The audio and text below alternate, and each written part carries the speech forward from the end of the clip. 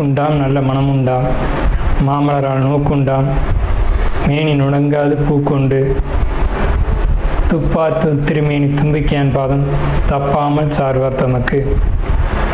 இந்த வீடியோவில் நம்ம பார்க்கக்கூடிய விஷயம் அப்படிங்கிறது மே மாதத்துக்கான பலன்கள். இந்த மே மாதம் அப்படிங்கிறது ஆங்கில மாதம் மே மாதம் அப்படிங்கிறது சித்திரையினுடைய 18ஆம் தேதியிலிருந்து ஜூலை மாதம் தொடக்கம் வரைக்கும், அதாவது சித்திரை வைகாசி 17ஆம் தேதி வரைக்கும் இருக்குது. மொத்தம் 30 நாள் இருக்குது இந்த மே மாதம் அப்படிங்கிறது. இந்த 30 நாளுக்குமான பலன்கள் அப்படிங்கிறது என்ன, 12 ராசிக்கும் அப்படிங்கிறத நம்ம பார்க்குறோம். முதல்ல இந்த சித்திரையினுடைய விசேஷங்கள் என்ன அப்படிங்கிறத பார்ப்போம். சித்திரை மாதம் அப்படிங்கிறது சித்ரா பௌர்ணமி அப்படிங்கிறது ரொம்ப தவிர்க்க முடியாத ஒரு விஷயம். சித்ரா பௌர்ணமி அப்படிங்கிறது சித்திரை 17 அன்று வருது. சித்திரை 17 அப்படின்னு எடுத்துக்கிட்டிங்கன்னா சித்திரை 18 வரைக்குமே பௌர்ணமி இருக்கும். சித்திரை 18 தான் மே மாதத்தினுடைய முதல் நாள். அப்போ இந்த மே மாதம் தொடங்கிறது சித்ரா பௌர்ணமியில் தான் தொடங்குது. ஸோ இந்த மே மாதம் மிகுந்த சிறப்பு வாய்ந்த மாதம் அப்படிங்கிறத நம்ம தெரிஞ்சுக்கணும். இந்த மாதத்தினுடைய கிரக நிலைகள் அப்படிங்கிறது ரொம்ப ரொம்ப ரொம்ப விசேஷமாக இருக்குது. என்ன விசேஷமாக இருக்குது அப்படின்னு கேட்டிங்கன்னா, மேஷத்தில் வழக்கம் போல் எல்லா சித்திரை மாதத்திலும் சூரியன் உச்சமாக தான் இருப்பார். ஆனால் இந்த வருடம் மட்டும் செவ்வாய் ஆட்சி பலம் கொண்டு அதே வீட்டில் இருக்கார். அதே மாதிரி ரிஷபத்தில் புதனும் சுக்கிரனும் 2 நட்பு கிரகங்களும் இணைஞ்சு ஒரு அற்புதமான ஒரு நிலையில், சிம்மத்தில் கேது, அடுத்த நிலையில் பார்த்திங்கன்னா மிதுனத்தில் குரு, அவர் இந்த மாதத்தில் கடகத்தை நோக்கி பயணிப்பார். அதே மாதிரி கும்பத்தில் ராகு, மீனத்தில் சனி. இந்த மாதிரியான விசேஷம் கொண்ட ஒரு கிரக அமைப்புகள் இந்த மே மாதத்தில் அமைஞ்சிருக்குது அப்படிங்கிறது 12 ராசிக்குமே ரொம்ப ரொம்ப ரொம்ப சிறப்பான பலன்களை கொடுக்க இருக்குது.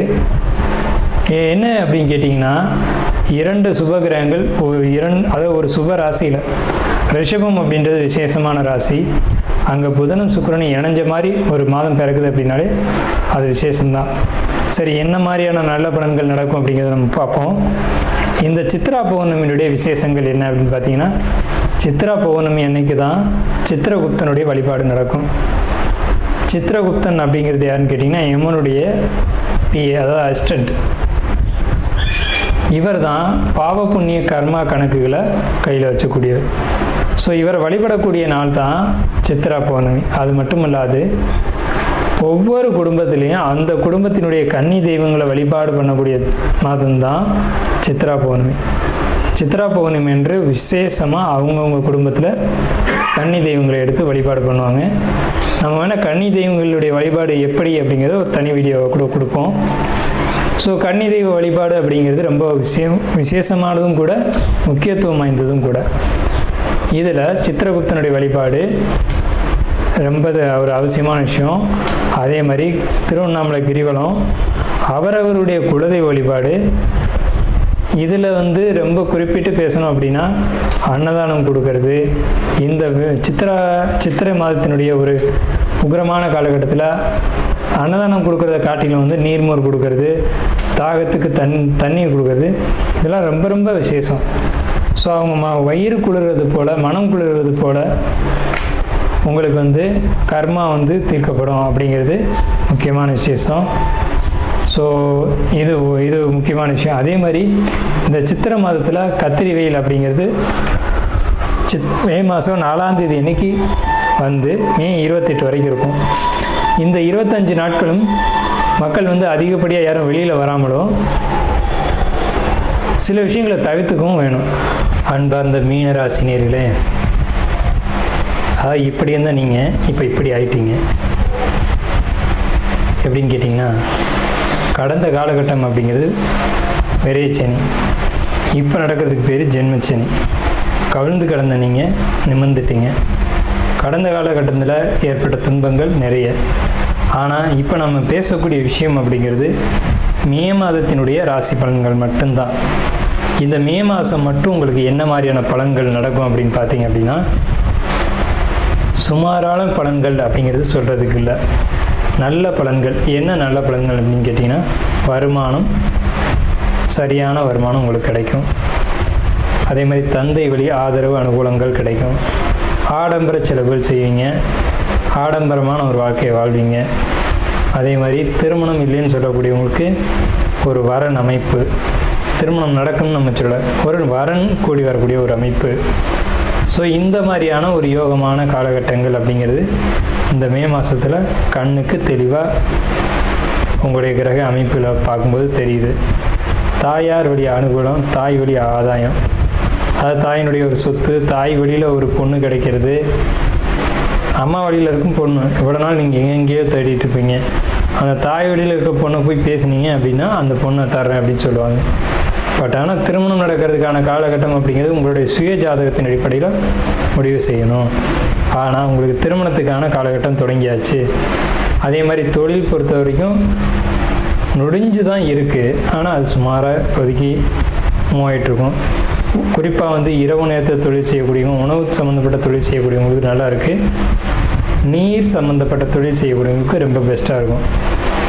அதாவது மீன ராசி அப்படிங்கும்போதே நீர் ராசி. ஒருத்தருடைய தாகத்தை தீர்த்து தொழில் பண்ணிங்க அப்படின்னா உங்களுடைய தொழில் ரொம்ப சிறப்பாக இருக்கும். உணவு சம்மந்தப்பட்ட தொழில் அல்லது இரவு சம்மந்தப்பட்ட இரவில் செய்யக்கூடிய தொழில், இரவில் உணவுகள் செய்யக்கூடியது அல்லது பகலில் செய்யக்கூடிய தொழிலாக இருந்தால் நீர் சம்மந்தப்பட்ட வகையில் செய்யக்கூடிய தொழில்கள் அப்படிங்கிறது உங்களுக்கு அதிர்ஷ்டத்தை தரும், யோகத்தை தரும். அதிர்ஷ்டமான காலகட்டம் இந்த மே மாத காலகட்டம். எதிர்பாராத அதிர்ஷ்டங்களும் எதிர்பாராத யோகங்களும் வரும். இதை இந்த மே மாதத்தில் பயன்படுத்திக்கணும். எது நிரந்தரமாக இருக்குமா அப்படின்னு கேட்டால் கண்டிப்பாக நிரந்தரமாக இருக்கக்கூடிய அமைப்புகள் சற்று குறைவு தான். மனநிலையை பொறுத்த வரைக்கும் மந்தமான நிலை தான் இருக்கும், ஒரு குழப்பமான சூழ்நிலை தான் இருக்கும். குடும்பத்தினுடைய ஒரு ஒற்றுமை, ஒரு ஆதாயம், ஒரு அனுகூலம் இருக்கும். இதில் நிறைய பேருக்கு, நிறைய மீன ராசிக்காரங்களுக்கு கணவன் மனைவிக்குள்ள கருத்து வேறுபாடுகள் பெரிய அளவில் ஏற்பட்டு பிரிஞ்சு போகக்கூடிய சூழ்நிலைகள்லாம் உருவாகியிருந்திருக்கும். இப்போ கரண்ட்டில் பேச்சுவார்த்தை இல்லாதது அல்லது கோர்ட் வரைக்கும் போனதெல்லாம் உண்டு. கிட்டத்தட்ட கோர்ட்டுக்கு போகிற நிலைமைக்கு வந்துட்டீங்க. ஆனாலும் இந்த மே மாதத்தில் அது நடக்காது. மே மாதத்தில் ஒருத்தர் விட்டு கொடுத்து போயிட்டீங்க அப்படின்னா நீங்கள் சேர்ந்து வாழலாம் அப்படின்ற ஒரு அமைப்பு. இந்த முடிவை நீங்கள் தான் எடுக்கணும், நம்ம சொல்ல தான் முடியும். ஸோ ஒன்றும் இல்லாத பிரச்சனையாக இருக்கும்.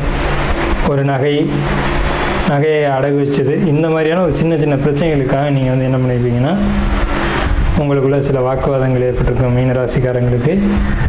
அதனால் ஏற்பட்ட வாக்குவாதங்கள் தாய் வரைக்கும் போய், தாய் உறவு வரைக்கும் போய் அது ஒரு பிரச்சனையாகி அதன் மூலமாக குடும்பத்தை விட்டு பிரிஞ்சு போனது அப்படின்ற ஒரு சூழ்நிலைகள் உருவாகிருக்கும். அது கிட்டத்தட்ட பிரிவினை வரைக்கும் போயிருக்கும் மீனராசிக்காரங்களுக்கு. அந்த பிரிவினை ஏற்படாமல் இந்த மே மாதம் இருக்கும். இந்த மே மாதத்தில் ஒரு தெளிவான முடிவு எடுக்கிறது அப்படிங்கிறது நல்லாயிருக்கும். இந்த மே மாதம்ன்றது உங்களுக்கு ஒரு சாதகமான ஒரு மாதமாக தான் இருக்கும்.